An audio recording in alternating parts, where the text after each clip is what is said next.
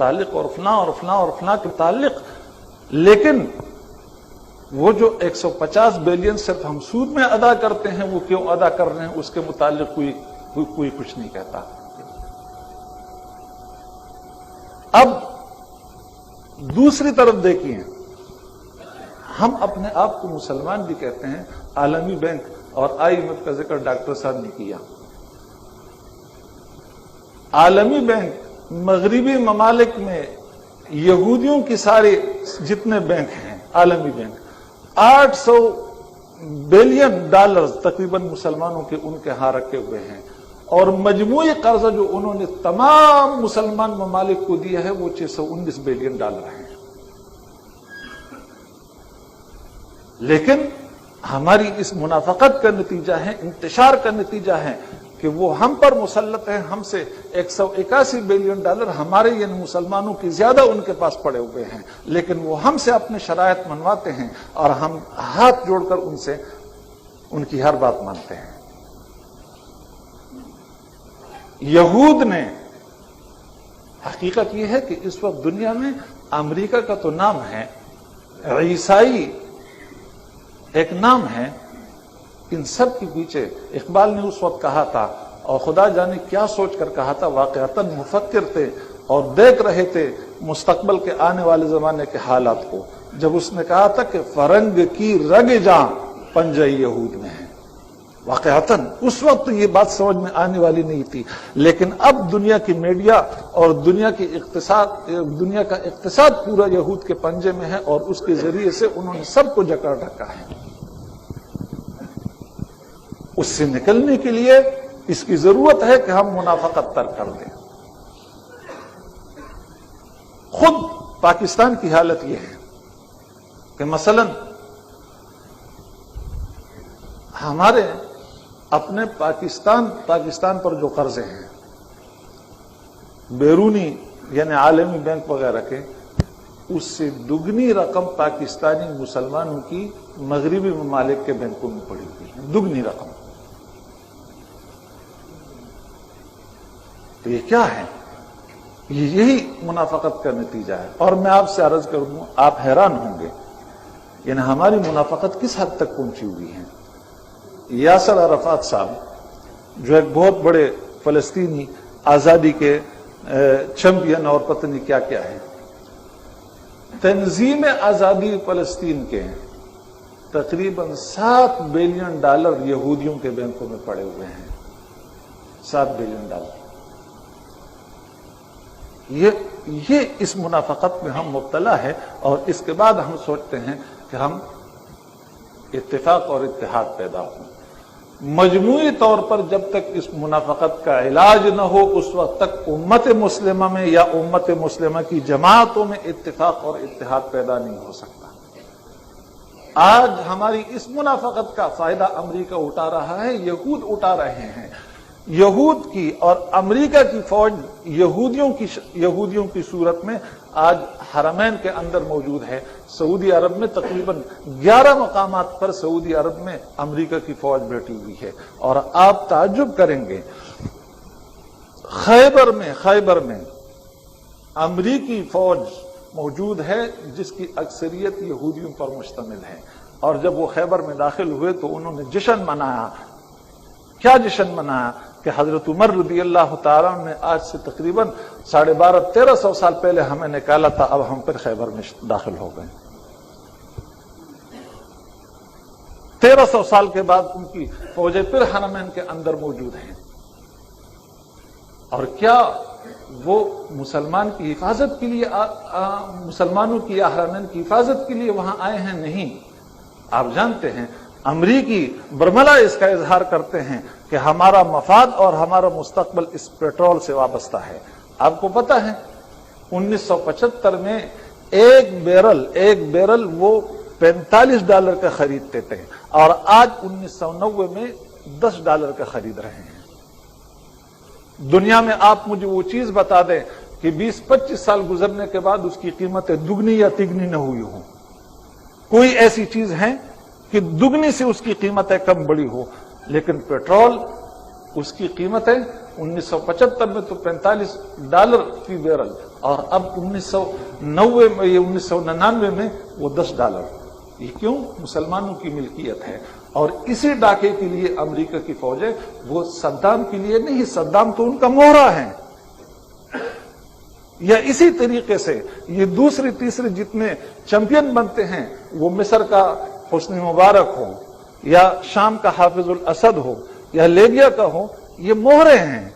ये तो उनके वो अलामती किस्म के बुत है कि इनका यूं समझिए कि इनकी लगाम या ये जिस धागे से बंधे हुए हैं वो उनके हाथ में है। जब अमेरिका चाहता है वो धागा खींचता है, ये हिल जाते हैं। अमेरिका फिर उन्हें डराता है कि देखो सद्दाम तुम्हें ये करेगा। अमेरिकी फौजें मजीद 5-10 साल के लिए वहां रह जाती है। एक अमेरिकी फौजी जो अमेरिका में अगर $1000 का मुलाजिम था तो सऊदी अरब से आज उसके 2000 नहीं बल्कि $3000 उसकी तनख्वाह वसूल की जा रही है। और आज वो दुनिया की वो ममलकत की जो मालदार तरीन ममलकत थी, कुवैत की या सऊदी अरब की, वो आलमी बैंक से कर्ज लेने पर मजबूर हो गए। ये इस मुनाफकत का नतीजा है। ये तमाम इस मुनाफकत का नतीजा है जो हमारे अंदर कौमी तौर पर हमारे अंदर ये मरज, जिस मरज में हम मुब्तला हैं, ये सूरत अगर बरकरार रहेगी तो कभी भी उम्मत के अंदर इत्तेफाक और इत्तेहाद पैदा नहीं हो सकता। इस मुनाफकत के खिलाफ जिहाद करना होगा। और ये जो मुनाफिक हम पर मुसल्लत है, सबसे पहले इनके खिलाफ उठकर मुसल्लह जिहाद करना होगा। मैं कलम का जिहाद नहीं कह रहा हूं, जबान का जिहाद नहीं कह रहा हूं। बहुत कर चुके हम, बहुत कर चुके कलम का जिहाद, बहुत कर चुके जबान का जिहाद। अब इनका इलाज सिवाय इसकी कुछ नहीं। अगर मुसलमान नौजवानों में कुव्वत है तो उठकर इनका गला दबा दे। ये सरों की फसल पक चुकी है और ये गिरने के लिए तैयार है। अगर इसकी कुव्वत है तो आप उठ जाइए। आने वाला मुस्तकबल आपका है, वो आपका कदम चूमने के लिए तैयार है। अगर ये कुव्वत नहीं है, मुसल्ला जिहाद का नाम नहीं लेते, तो मेरे भाई कुछ भी नहीं होगा, कुछ भी नहीं होगा। अब हमारे डॉक्टर साहब के, प्रोफेसर साहब की बात चल रही थी इलेक्शन पर और फलां पर। मैं उसमें पढ़ना नहीं चाहता, लेकिन अर्ज करता हूं कि पार्लिमानी जमहूरियत, उसको आप चाहे इस्लामी जमहूरियत का नाम दे दें, चाहे कुरानी जमहूरियत का नाम दे दें, लेकिन बकौल इकबाल जमहूरियत एक तर्ज हुकूमत है कि जिसमें बंदों को गिना करते हैं, तोला नहीं करते। उसमें गिने जाते हैं लोग। उसके जरिए से यही कुछ होगा जो हो रहा है। और प्रोफेसर साहब से बहुत अदब के साथ मैं अर्ज करता हूं, अगर इन वडेरों को, इन जागीरदारों को यह महसूस हो कि जमात इस्लामी के जरिए से हम इख्तिदार के दरवाजे तक पहुंच सकते हैं, खुदा की कसम ये कल आपके दरवाजे पर खड़े होंगे, ये कल आपके दरवाजे पर खड़े होंगे।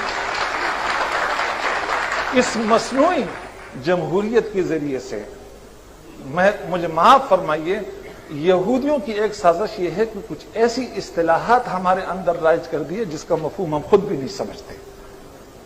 बहुत खुशकुन किस्म के अल्फाज में लपेट कर वो इस्तिलाहात हमें दी गई हैं और हम उसको इस्तेमाल करते हैं, लेकिन उसकी हकीकत से हम वाकिफ नहीं होते। और मुझे माफ फरमाइए कि उनमें से एक जमहूरियत की इस्तिलाह है। आप इख्तिलाफ का हक रखते हैं, यकीनन इख्तिलाफ करते होंगे, मैं सिर्फ अपनी राय का इजहार कर रहा हूं। तो खुलासा ये कि इस इत्तेफाक और इत्तेहाद के लिए, चाहे वो जमातों के दरमियान हो, चाहे वो अफराद के दरमियान हो, उम्मत के अंदर एक तो जिहाद का जज्बा बेदार करना होगा।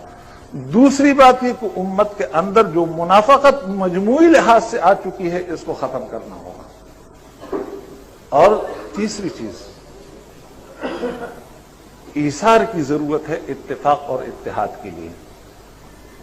उसके लिए आपको अपनी हैसियत छोड़नी होती है, अपनी हैसियत छोड़नी होती है, تب پھر امت کے اندر اتفاق اور اتحاد پیدا ہوتا ہے. یہ اہل علم بیٹھے ہیں، آپ حضرات میں بھی بہت سارے ہوں گے. حضرت نبی اکرم صلی اللہ علیہ وسلم کی دنیا سے تشریف لے جانے کے بعد حضرت ابوبکر صدیق رضی اللہ تعالی عنہ پر امت جمع ہوئی. لیکن اہل علم جانتے ہیں کہ انصار صحابی اور بڑے سردار اور مخلص مسلمان حضرت سعد بن عبادہ کو اختلاف تھا. کیوں ڈاکٹر صاحب اختلاف تھا؟ لیکن جب امت مجتمع ہوئی، یہ ایثار ہیں، وہ مدینہ سے اٹھ کر دمشق گئے اور ان کی انتقال تک کسی کو یہ معلوم نہیں ہوا کہ سعد بن عبادہ کوئی شخص موجود بھی ہے دنیا میں یا نہیں. اس کو ایثار کہتے ہیں. حضرت خالد بن ولید جیسا جرنیل، حضرت عمر کی رائے ان کی متعلق یہ تھی کہ انہیں معزول کیا جائے. اس کے اسباب میں ذکر عرض نہیں کرنا چاہتا.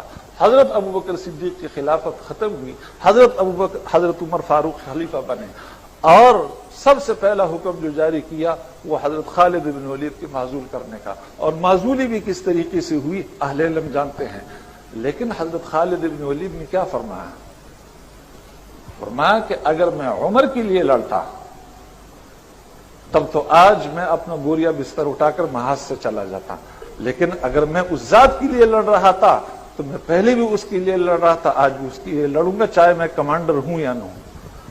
مجھے بتائیے کہ ہمارے یہ قائدین، معاف فرمائے مجھے، یہ دینی قائدین، یہ جذبہ کسی میں آپ پاتے ہیں؟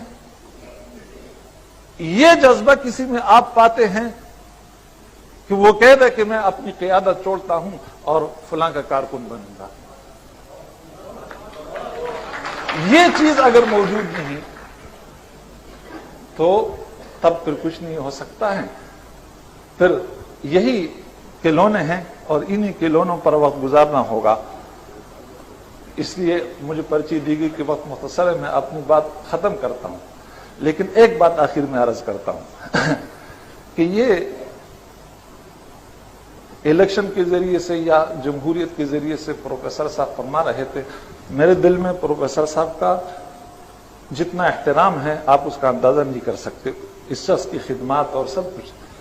لیکن رائے کا اختلاف بہرحال ہوتا ہے، اس لیے اگر میں عرض کرتا ہوں، وہ الیکشن کے ذریعے سے، جمہوریت کے ذریعے سے پاکستان میں جتنی خدمات ہوئی وہ گنوا رہے تھے کہ ختم نبوت کا مسئلہ حل ہوا، افلاح ہوا، قرارداد مقاصد اور یہ اور وہ سب مسلم ہیں.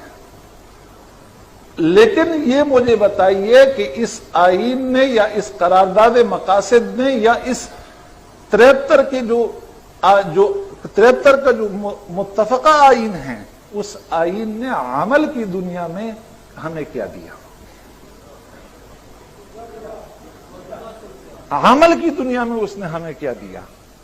ٹھیک ہے، کتاب میں اور سطروں میں وہ بہت معزز، بہت محترم، بہت بہترین الفاظ اور اسلامی اور سب کچھ، لیکن اس کی مثال وہی ہے کہ وہ جو کسی فارسی شاعر نے کہا تھا کہ واعظاں چو جلوہ بر محراب و ممبر می کند، چو بخلوت می رود آکاری دیگر می کند.